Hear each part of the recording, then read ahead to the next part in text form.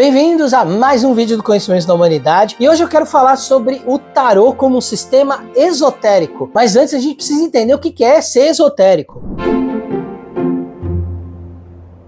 Bom, ser esotérico é um problema que a academia já tentou resolver. Nós temos alguns estudos de algumas pessoas que começaram a criar uma metodologia para analisar o que é esotérico e o que não é. Então, basicamente, o que é esotérico? De maneira simples, é aquilo que é fechado, aquilo que está dentro de alguma coisa, enquanto o exotérico, com X mesmo, é aquilo que vai para fora. Então, por exemplo, quando você ouve falar da maçonaria, tem um ritual fechado, isso é esotérico. Mas quando tem uma sessão pública, uma sessão branca, que é essa sessão aberta, onde todo mundo pode ir, é o que eles chamam de exotérico. Então, exotérico normalmente é alguma coisa pública, como, por exemplo, uma missa. E o esotérico é uma coisa fechada, guardada, como, sei lá, um concílio para eleger um papa. Bom, mas academicamente a gente também tem algumas condições. Normalmente, quando a gente fala de algo esotérico, esse algo precisa ter um corpo, e esse corpo representa a tradição. Esse algo precisa ter uma tradição que possa ser rastreada até algum lugar através de uma linhagem. Esse lugar precisa ter um ritual de iniciação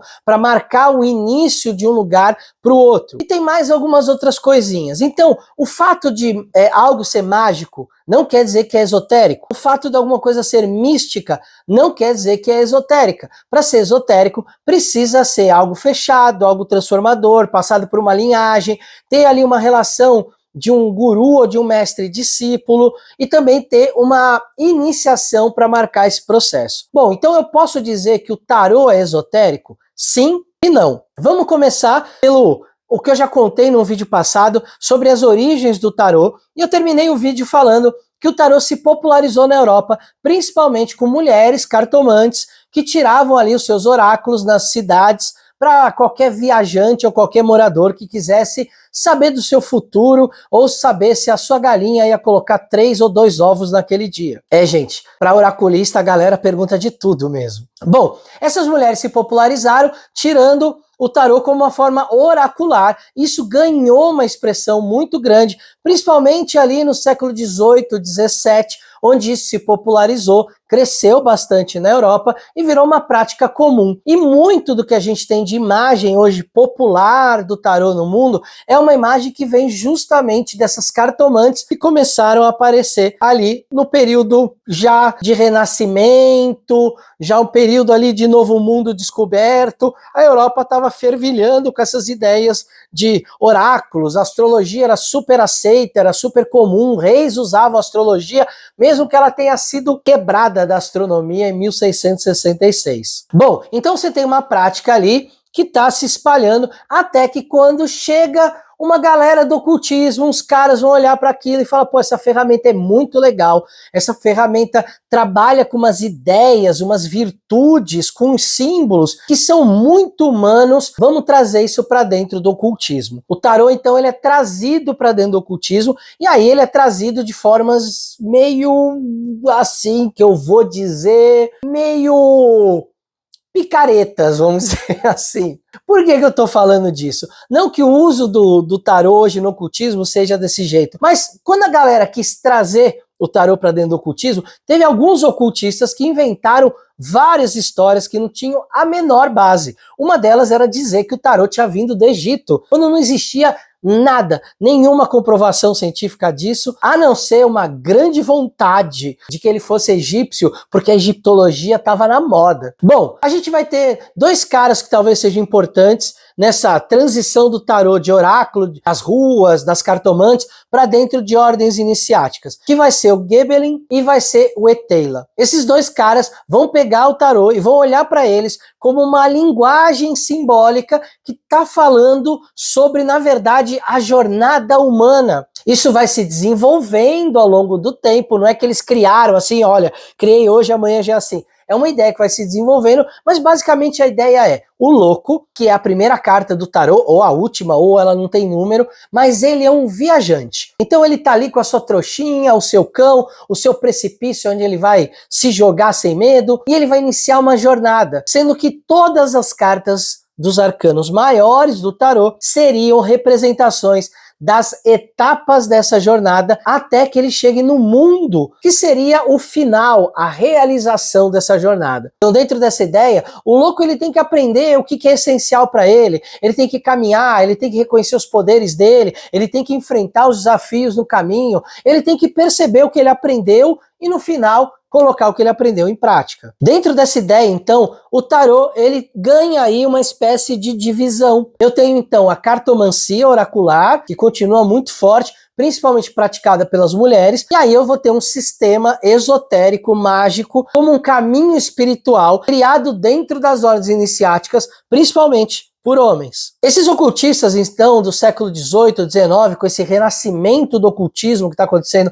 nessa época, eles vão acabar associando ao tarô elementos que até então não eram associados, como, por exemplo, a Cabalá, a astrologia e a alquimia. E aí, a partir daqui, cria-se então uma ideia de que o tarô é uma grande ferramenta completa que abarca todos esses símbolos como se fossem imagens arquetípicas que contêm outras imagens arquetípicas, e a partir daí esse caminho espiritual se torna um caminho da própria consciência do adepto. Bom, essa ideia ela vai se popularizar dentro de ordens iniciáticas, mas não vai ficar presa só essas ideias. A gente vai ter dois caras aí que vão trazer algumas ideias que vão acabar complementando a ideia esotérica do tarô. Um deles vai ser o Joseph Campbell, que vai publicar aquele Herói de Mil Faces, aquela história do monomito, do mito único, ou talvez você já tenha ouvido falar 1 milhão de vezes, como Jornada do Herói. Ou seja, basicamente a galera que tá dentro do ocultismo vai olhar pra isso e falar, olha aí, o tarô é a jornada do herói. E o herói é o louco, que vai começar sua jornada até o mundo, que é quando ele regressa com o elixir da vida eterna,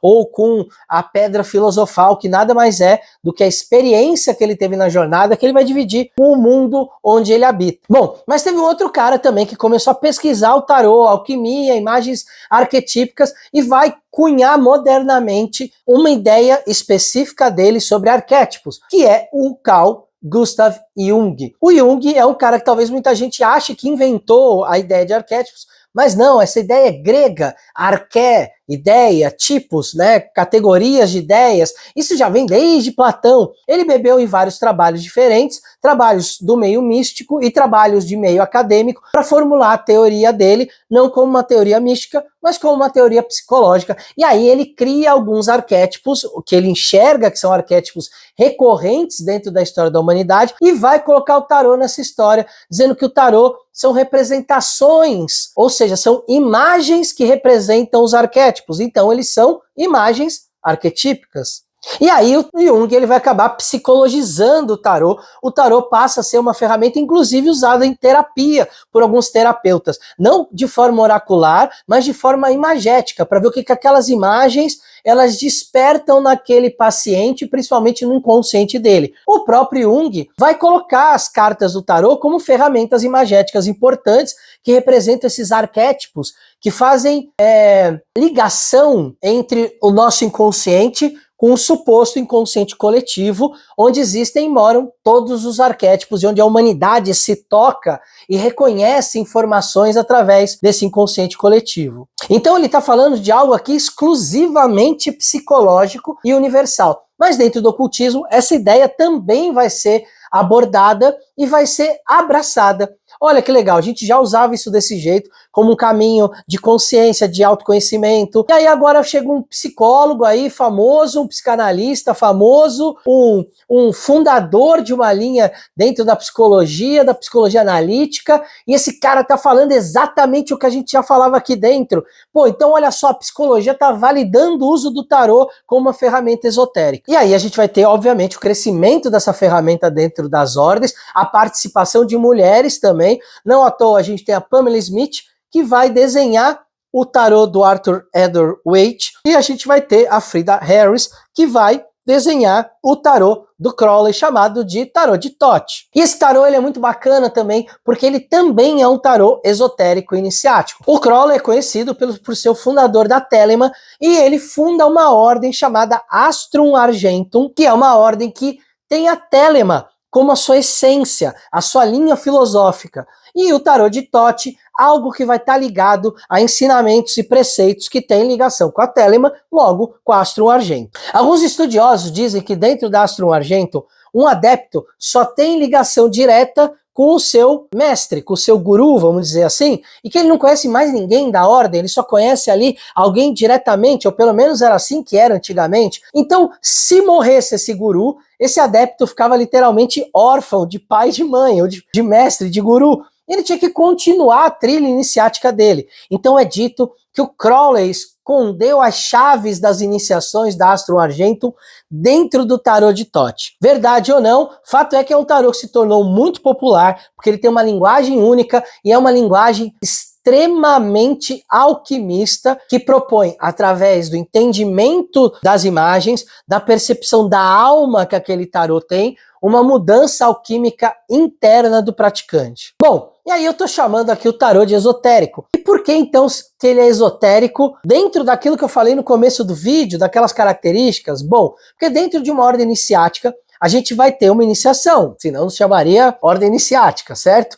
A gente vai ter alguém que vai te ensinar aquilo. A proposta do tarô dentro do esoterismo é transformar você através de uma mudança. Existe um corpo, que é o conteúdo. Existe uma transmissão através da linhagem da própria ordem iniciática. Então o tarô acaba cabendo dentro da definição de ferramenta esotérica quando ele tem esse uso. Na prática, o tarô ele pode ser usado de várias formas diferentes. Ele pode ser uma ferramenta esotérica, de transformação interna, de alquimia interna. Ele pode ser simplesmente uma ferramenta oracular, aprendida através de técnica, sem nenhuma necessidade de nada espiritual, de nenhuma mediunidade, ou ele pode ser uma espécie de oráculo vivo, por onde pessoas que são oraculistas e que usam a parte espiritual como um complemento à tirada, também podem usar ele como uma ancoragem ali de uma mensagem espiritual que está chegando. Não importando qual é o uso que é feito, o tarô, ele contém dentro dele realmente coisas que nos ligam